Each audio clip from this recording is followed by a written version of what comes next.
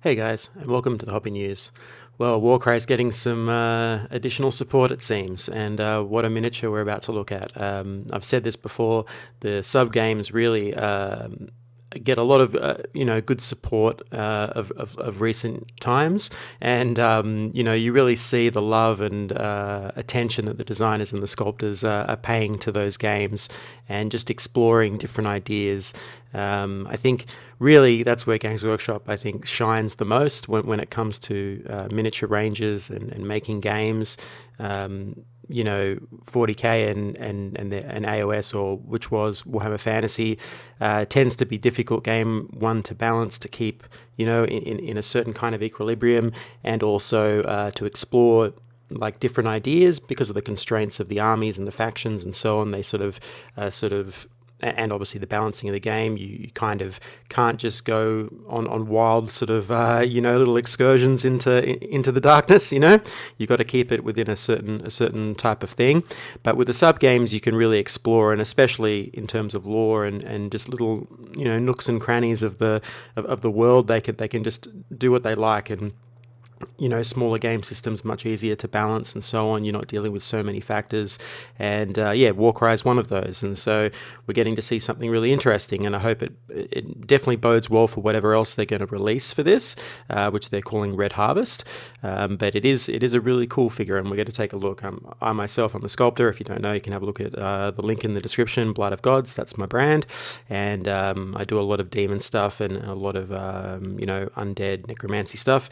And this figure has a particular design element that I enjoy doing, and we'll take a look at it and see how they've gone compared to, I guess, a little bit compare and contrast to what I've done. But it's looking really good. So let's take a look. So we'll come down here, and this is it. Like, what a really cool figure this is. I'm a big fan of multi-limbed, anatomy and so on in these kinds of, I guess, semi-demonic or, otherworldly kind of characters. And they've done a really nice job. It's really unique. They've gone for the smaller secondary limbs, slightly larger main limbs, or at least more, I guess, slim or slender. And it's an interesting design. So for my demon, I did a female demon where I created, so you got a few choices when you're doing multi-limb stuff. You can either do the whole two torso type of idea, or you can extend the existing sort of upper rib cage and sternum and so on down, and create like a longer upper body section, so that you can then incorporate the second set of limbs. And for me, I chose to sort of similar. So you create this little second bone structure here, and then sort of have a secondary. They've almost got pectorals as well there, which is an interesting choice.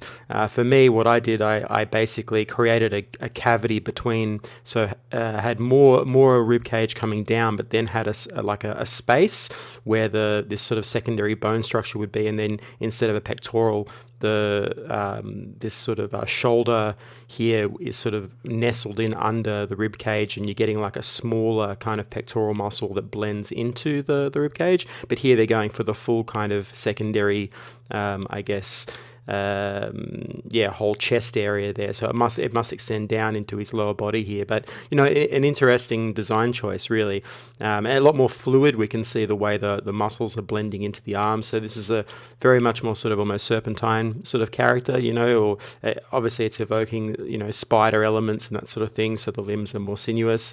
Really cool design. I mean, I also thought of doing this whole kind of secondary chest, like they're doing here, but both designs can work, and this one is, I guess, trying to evoke that kind of thing, spiders and all that kind of stuff. We're seeing, as we can see on the cape here, we've got little ones crawling all over him. So there's obviously something to do with spiders, but it's nice design elements, really, and it's a very nice pose as well. The whole composition here, we've got him leaping or floating or flying in the air.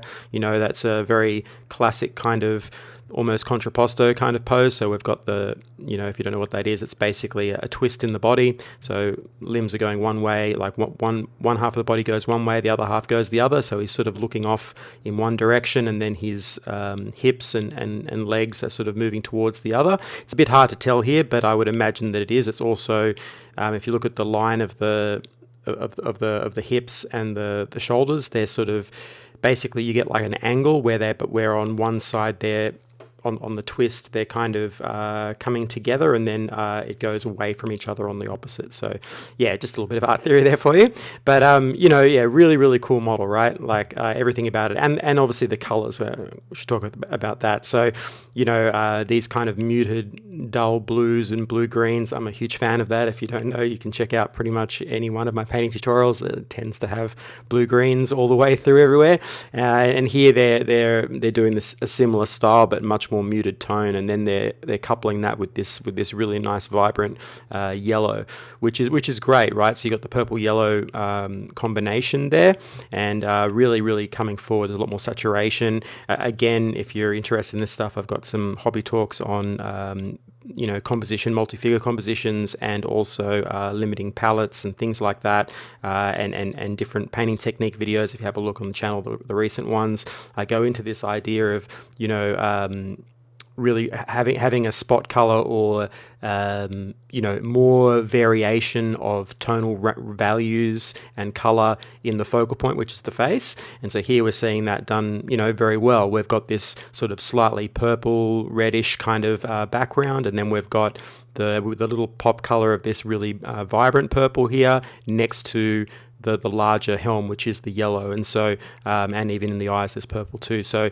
this is a classic trick you can do to draw your eye directly to where you want them to look. And then we have our secondary piece of cloth here, which also secondary focal point, which has your yellow there as well, just to tie it in. Often you'll want to have more than one spot that the color appears. It can look a little bit weird if you have the yellow only in one area and nowhere else in the model, so they've sort of tied it in by having it on another spot. So yeah, really cool idea, very cool. We've even got some of those yellow oranges coming into the little spiders here. So yeah, all in all, both from the paint job point of view, heavy metal team, and obviously the designers and sculptors, they've done a really cool job, and I can't wait to see what other miniatures are for this particular. Hopefully this is a faction, not a single model. Hopefully they do like a whole range of these sort of ones, because yeah, this is definitely moving into a different field for the Warcry game. And also just because where Warcry is set, right, it's set in like the most chaosy spot in AOS, so you would expect to see some really interesting mutations and creatures and characters coming out of there, sort of evoking some of the old books. If you ever read, it's not AOS, but Eye of Terror, the original one from back in the early 2000s. That book, that's all about the Eye of Terror in 40k. Well, what was the Eye of Terror then? It's sort of changed a bit now, but that's the sort of chaos realm where all of the planets have been consumed by chaos and the warp. And it really goes into great detail about how chaos actually is, and how people actually live under its rule and affected by it and warped by it. Whole planets are warped by it and changed. And, the perspective of the characters that are moving through that story, it's really interesting. It's a good read. I've talked about it before early on in my talks, but it's a really great book if you can get your hands on. I've forgotten who the author is now, but it really gives you a good sense of what chaos actually is. It's one of the few books that in the Black Library range which really gives you what I believe is the essence of what I guess Games Workshop's intending for that realm.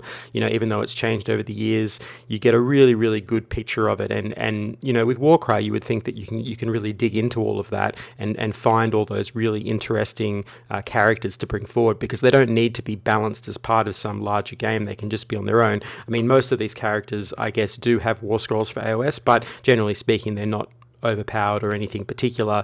They're more designed for Warcry, so you can really explore. So yeah, anyway, I won't bang on too much harder about that, but Eye of Terror, a great book if you want to go check it out. It's the original one. It's about not really well, it's sort of like kind of like a navigatory kind of guy and another guy. I don't want to do any spoilers or anything. I don't think that's a spoiler, but basically 2 characters that are going into the eye, and they meet some other, I guess, natives of that area, and they go on some adventures and so on. And it gets really, really gnarly, really, really fast, and you get to really see some interesting things go on. The way gravity works on those worlds, and the way water can work, and just some really bizarre flipping on the head of all kinds of natural laws that get changed. A planet that has petals, like looks, it's like a rose, and all the chaos worshippers and everything are living on the petals of that planet, and so they get shaded by the petals above and so on, and they have wars on these it's really, really interesting. So you definitely should go read that. But anyway, this is really cool. I'm glad to see them exploring these kinds of ideas. Really, even these I didn't even notice these. Whatever these are, they seem to be almost tentacle-like things with little spines on them. That's really interesting. I don't know whether that's cloth or whether that's actually part of him, but anyway, I don't know. It looks like it's actually clothing. It's coming out from underneath there. Anyway, really interesting. So I hope you've enjoyed this. Please hit that like button, subscribe button if you have, and I guess I'll catch you on the next one.